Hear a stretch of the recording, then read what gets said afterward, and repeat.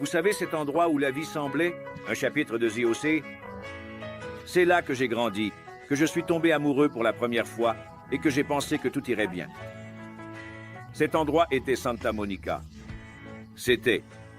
Parce que ce que j'ai trouvé ici maintenant, mon Dieu, ça ressemble plus à un décor de film apocalyptique. Vous marchez dans les rues et vous vous demandez, eh bien, où est tout le monde? Ont-ils fui? Et peut-être qu'ils l'ont vraiment fait. Pour ceux qui ne savent pas, j'ai passé mon adolescence à faire du skate, à voir des artistes de rue se produire sur 3rd Street, à manger des crêpes en fin d'après-midi. C'était comme le combo parfait de plage, de culture et de sécurité. Et aujourd'hui, vous avez plus de chances de voir un zombie de fentanyl qu'une performance de guitare au coucher du soleil. Et non, je n'exagère pas. Je veux dire, peut-être un peu. Mais c'est que si je ne mets pas un peu d'humour là-dedans, je pleure. Parce que la vérité est, la ville que j'aimais est devenue un labyrinthe de bâtiments vides, d'insécurité et de silence. Et le pire, c'est que je n'y ai cru qu'en voyant de mes propres yeux. Parce que jusque-là, cela semblait être une exagération de youtubeurs en quête de vues. Mais non, mon frère, la situation est moche. Très moche. Alors, dans cette vidéo, je vais t'emmener te promener avec moi. Pas comme un touriste, mais comme quelqu'un qui a déjà vécu ici. Je vais te montrer ce qui a changé. Discuter avec ceux qui ont encore le courage d'ouvrir leur magasin et te laisser tirer tes propres conclusions. Et regarde, prépare ton cœur, car la Santa Monica de 2025 n'a rien à voir avec ce paradis californien que tu as vu dans ton adolescence.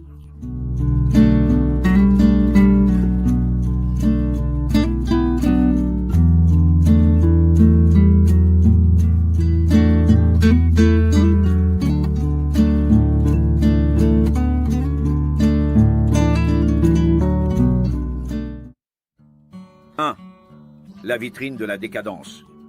Si tu as déjà entendu parler de Santa Monica, tu as certainement entendu parler de la 3rd Street Promenade. La rue préférée, où les gens se promenaient main dans la main, s'arrêtaient pour voir des tours de magie avec des cartes, achetaient des milkshakes gourmets à 15 $. Et aujourd'hui, elle ressemble à un centre commercial où tout le monde a été enlevé.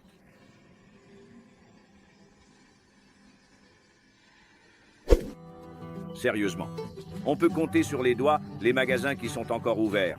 Et il reste encore un doigt pour faire un pouce ironique. 40% des commerces ici ont fermé. 40. Imaginez une rue où 4 vitrines sur 10 sont vides, sales, ou avec cette petite affiche pleine d'espoir. À louer. Embaucher?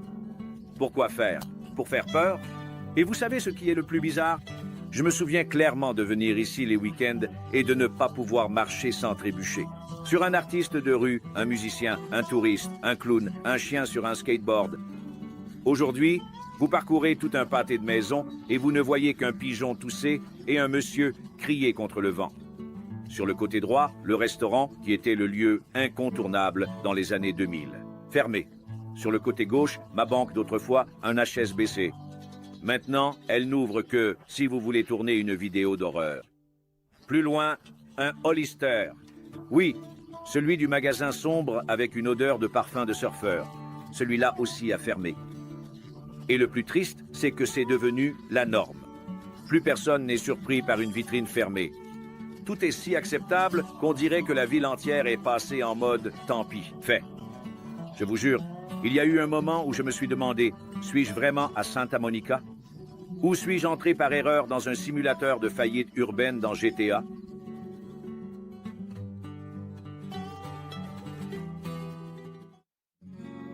Deux. Des prix irréalistes et un commerce impossible. Avez-vous déjà essayé d'ouvrir un commerce avec un loyer de 30 000 $ par mois? Non? Alors, laissez-moi vous peindre le tableau. Imaginez un espace de 140 mètres carrés, ce qui correspond à peu près à la taille d'un grand appartement. Vous savez combien il demande? 30 000 $ par mois. Et ce n'est que le loyer. Ajoutez à cela. Encore 30 000 pour les coûts fixes, les employés, le stock, l'énergie, la taxe californienne pour exister. 60 000 $ par mois. c'est ce que vous devez dégager comme bénéfice juste pour atteindre le seuil de rentabilité. Et vous trouvez cher le kiosque du centre commercial dans votre ville? Si vous n'êtes pas Apple, Nike ou un millionnaire ennuyé, pensant que jouer à la boutique est la nouvelle thérapie, oubliez, ici, on ne peut pas survivre.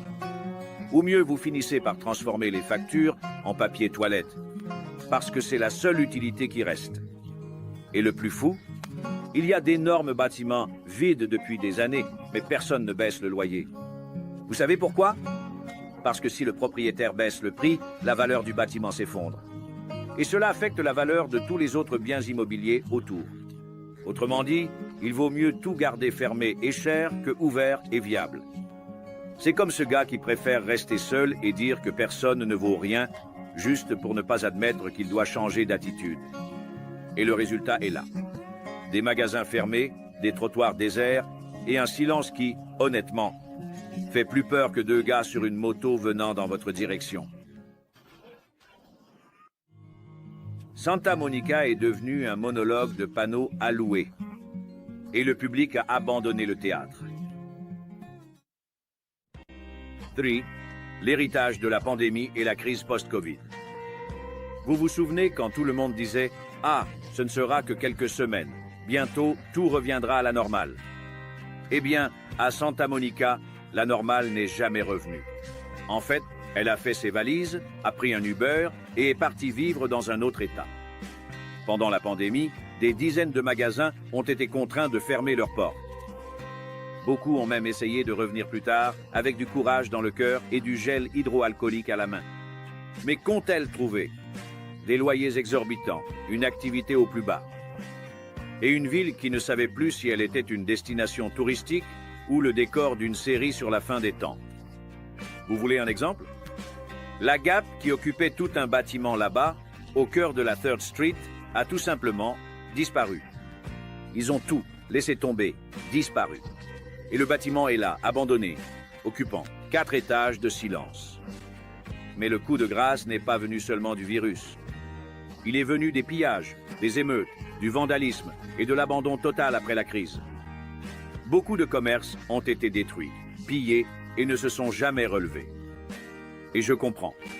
Imaginez que vous montez un restaurant pendant des années, investissez chaque centime, supportez la pandémie et, à la première réouverture, on vous casse la vitrine et on emporte tout. Qui a le mental pour essayer à nouveau? Santa Monica est devenue une sorte de vallée des rêves brisés, où même les grandes marques, celles qu'on pensait inébranlables, ont demandé à partir. Je vais vous faire abandonner! Demande à partir! Demande à partir!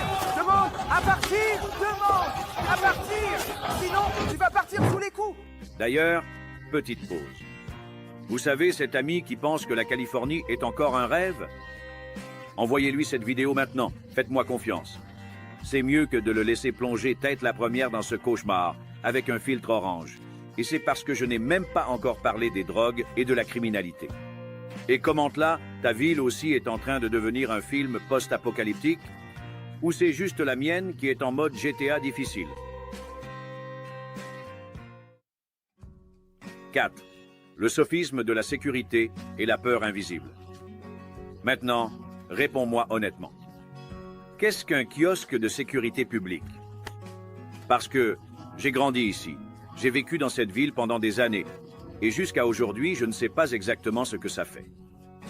Ça ressemble même à une cabine téléphonique du gouvernement, sauf que sans téléphone et sans gouvernement. Et ce n'est pas une blague. Il y a un petit kiosque de police juste là, devant le magasin qui a été pillé. Le même magasin, le même coin de rue. Mais devine quoi? Personne n'a rien fait. Ils ont appelé la police à 2 heures du matin. Elle est arrivée à 4 heures. 2 heures plus tard. Assez de temps pour que le voleur emporte les produits, monte un e-commerce et offre même la livraison gratuite. La réalité est que le système est cassé. Il y a de la police, mais pas d'action. Il y a des caméras, mais pas de conséquences. Il y a de la peur, mais personne ne veut parler. Tu sais ce qui m'a le plus choqué? J'ai parlé avec plusieurs propriétaires de magasins. Des gens qui sont là tous les jours, ouvrant la porte avec peur et priant pour qu'il n'y ait pas de problème. Tous ont dit la même chose. Je ne veux pas parler dans la vidéo. J'ai peur d'être annulé. Oui, exactement. Les gens ont peur de parler de la décadence de la ville et d'être annulés. Annulés pour dire qu'ils ne se sentent pas en sécurité. Annulés pour admettre que le paradis est devenu un cauchemar coûteux. Alors, mon ami, quand même la peur est silencieuse, c'est que la ville a déjà dépassé le point de non-retour. 5. L'épidémie de sans-abri. Avez-vous déjà imaginé vivre dans un endroit où il y a 117 personnes sans abri par mile carré? Eh bien, si c'était des célébrités par mètre carré, la ville serait en tête du classement Forbes. Mais ce sont des gens vivant sous tente, avec une couverture trouée et un caddie de supermarché. Et ce n'est pas qu'une question de chiffres, d'accord? C'est l'impact visuel, émotionnel, existentiel. Parce que vous marchez dans l'un des quartiers les plus beaux des États-Unis, avec un coucher de soleil digne d'un film, un climat parfait, des palmiers alignés et à côté. Il y a une tente improvisée avec une personne en crise de sevrage, criant dans le vide. Et c'est là qu'entre le détail le plus surréaliste de tous, la solution du gouvernement. La Californie a déjà dépensé 4 milliards de dollars depuis 2019 pour essayer de résoudre le problème. Et savez-vous ce qui a été fait ici, à Santa Monica? Ils ont démoli un parking pour construire des logements sociaux. Cool, hein? Jusqu'à ce que vous découvriez que chaque unité va coûter 1 million de dollars. C'est sérieux, 1 million par unité. Vous voulez du contexte? Avec cette somme, vous pouvez acheter un appartement dans le même quartier. Ou alors, en obtenir un si vous êtes sans abri. C'est un combo complet d'ironie. Vivre dans la rue, obtenir un appartement. Travailler, payer, impôts, trimer chaque mois. Bonne chance pour rivaliser avec ça. Et savez-vous ce qui est encore plus effrayant? Même avec tout cet investissement, le nombre de sans-abri ne fait qu'augmenter. On dirait qu'ils ont jeté de l'argent dans un trou. Littéralement. Parce que le trou est ouvert et entouré de tentes. 6. La réalité du crime et des lois surréalistes. Si je te disais qu'ici à Santa Monica, tu peux voler jusqu'à 949 $ et partir comme si de rien n'était, tu penserais que c'est une blague, non? Mais ce n'est pas le cas. C'est la proposition 47, une merveille juridique approuvée en 2014, qui dit ce qui suit. Tu as volé moins de 950 $. Détends-toi, c'est juste une contravention. Résultat, c'est devenu le Black Friday tous les jours, sauf qu'on ne passe pas à la caisse. Il y a des vidéos de gens entrant dans des pharmacies, prenant des parfums, des cosmétiques, des appareils électroniques et sortant comme s'ils avaient payé avec le sourire sur la carte. Et que fait le vigile? Rien. Il ne peut pas toucher. La police, quand elle arrive, c'est déjà fini, c'est déjà parti. Et cela a alimenté quoi? Un marché de vol récurrent. Le gars vole le matin, il est libéré l'après-midi et le soir, il vend le produit sur Craigslist. Vous, commerçant, vous dénoncez? Pourquoi faire? La police dit, pas de caméra, pas de preuves, alors ça ne vaut pas la peine de faire un rapport. Et même quand il y a une caméra, le système gouvernemental ne fait rien. C'est comme ces antivirus gratuits qui ne font qu'avertir. Votre ordinateur est en danger, mais ils ne font rien pour aider. Ajoutez à cela une ligne de train qui relie Skid Row directement à Santa Monica.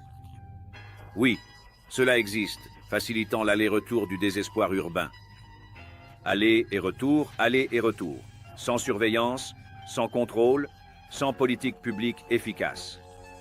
La ville est devenue un échiquier et le sentiment d'impunité est le dé qui tombe toujours sur le même numéro. Insécurité. 7. Drogue, fentanyl et santé mentale. Vous avez probablement entendu parler du fentanyl, n'est-ce pas? Cette drogue synthétique, extrêmement puissante, 50 fois plus forte que l'héroïne. Eh bien, Santa Monica est devenue l'un des plus grands points chauds d'overdose du comté de Los Angeles. Félicitations, n'est-ce pas? Et cela est directement lié à la situation des sans-abri. Parce que, selon les données, 75% des personnes sans abri ont des problèmes de dépendance aux substances. 75%. Maintenant, combinez cela avec une autre donnée. 78% ont également des troubles mentaux. Autrement dit, la ville est devenue un champ de mines de souffrance invisible. mais invisible seulement pour ceux qui n'habitent pas ici. Pour ceux qui marchent dans les rues, la souffrance est là, flagrante. Il y a des gens qui parlent seuls au poteau. Il y a des gens qui dorment devant les portes des magasins de luxe. Il y a des gens qui crient au milieu de la rue, sans savoir s'ils voient un démon ou juste un autre jour nuageux. Et le pire, il n'y a pas assez de structure pour s'en occuper. Le peu qui existe est cher, bureaucratique et lent. Alors, que reste-t-il? La rue, le fentanyl, la crise. Et pour ceux qui pensent que c'est exagéré, il convient de rappeler. Ici, à Santa Monica, la probabilité de voir quelqu'un en crise dans la rue est plus grande que de voir quelqu'un sourire dans un restaurant. Ce qui devait être une carte postale de la Californie est devenu un message désespéré de ce qui se passe lorsque la santé publique échoue, la politique fait semblant et la société s'habitue. Cela vous rappelle-t-il quelque chose? 8. Le chaos des émeutes et la blessure qui ne s'est pas cicatrisée. Si la pandémie a été le coup de poing dans l'estomac, les émeutes de 2020 ont été le coup de grâce. La ville était déjà à genoux, essayant de respirer avec un masque, de compter les centimes, de réapprendre à vivre. Et puis est venue la débâcle généralisée. Magasins cambriolés, vitrines brisées, caisses pillées, rêves détruits. Beaucoup d'entreprises qui avaient survécu tant bien que mal jusque-là n'ont tout simplement pas rouvert. Certains parce qu'ils ont tout perdu, d'autres parce qu'ils ont perdu la foi. Et ce n'est pas du drame. C'est le témoignage de certains habitants. Il y a eu des habitants qui ont verrouillé leurs poubelles avec un cadenas, car les sans-abri ont commencé à envahir même les conteneurs. Des gens qui vivent dans des quartiers huppés, disant « Ma garage a été envahi, ma voiture cambriolée, ma fille ne sort plus seule même pour aller au parc. » Et le plus fou, les gens ont honte de dire cela en public. Oui, honte de se plaindre, parce qu'ils ont peur de paraître insensibles. Ou pire, d'être annulés pour avoir dit la vérité. Mais comment cacher le fait que la ville a changé? Et ce n'était pas pour le mieux. Qui a vécu ici dans les années 90 et 2000 se souvient? Santa Monica était tranquille, prospère, charmante. Aujourd'hui, c'est une ville en deuil déguisé. Un mélange de nostalgie, de frustration et de peur de ce qui s'en vient. Et, bien qu'il y ait encore des poches de beauté, l'éclat n'est plus le même. Le glamour est devenu un maquillage craquelé. La pandémie est passée, mais le traumatisme est resté. 9. Cela vaut-il encore la peine de vivre ici? Alors, cela vaut-il la peine d'habiter ici? Si vous êtes millionnaire, avez une sécurité privée, une voiture blindée et un amour inconditionnel pour les couchers de soleil instagrammables, peut-être? Maintenant, si vous êtes juste une personne normale qui aime se promener dans la rue sans être abordée par quelqu'un criant avec une sandale, réfléchissez-y à 2 fois. Parce que Santa Monica est encore belle, oui. La mer brille toujours. Le ciel a encore cette couleur orangée qui semble éditée sur Lightroom. Mais à quoi bon tant de filtres si la ville est sans âme? Vous savez ce qui est le plus fou? J'aime cet endroit, vraiment. C'est ici que j'ai grandi, que j'ai vécu de belles étapes, et c'est justement pour cela que voir tout cela fait mal. Ça fait mal de passer par une rue qui était autrefois pleine de vie et qui aujourd'hui ressemble à un décor abandonné de The Last of Us. Ça fait mal de voir les habitants avoir peur de sortir la nuit. Ça fait mal de voir les touristes partir avant le coucher du soleil parce qu'ils ne se sont pas sentis en sécurité. Et le plus triste, on s'habitue. La ville crie et personne n'écoute. Les magasins ferment et on détourne juste le regard. Les gens disparaissent et on fait semblant que ce n'est qu'un cycle de plus. Mais ce n'est pas le cas. C'est une ville en effondrement silencieux, un paradis qui est devenu un avertissement. Et si personne ne parle, on normalise. Alors, réfléchis avec moi. Santa Monica est encore incroyable, mais elle a besoin de plus que des compliments. Elle a besoin de changement, de courage. Et de gens qui n'ont pas peur de dire « ça ici, c'est faux ». Alors, aurais-tu encore le courage de vivre ici? Ou es-tu déjà en train de chercher un billet aller simple pour n'importe quel autre endroit? Commente ici, Santa Monica, juste pour que je sache que tu es arrivé jusqu'à la fin. Ah! Ne pars pas sans regarder cette autre vidéo ici sur la chaîne à propos d'une autre ville de Californie qui est aussi en train de sombrer. Spoiler, le problème est encore plus profond. Merci beaucoup d'avoir regardé. et à la prochaine réalité. Choquant.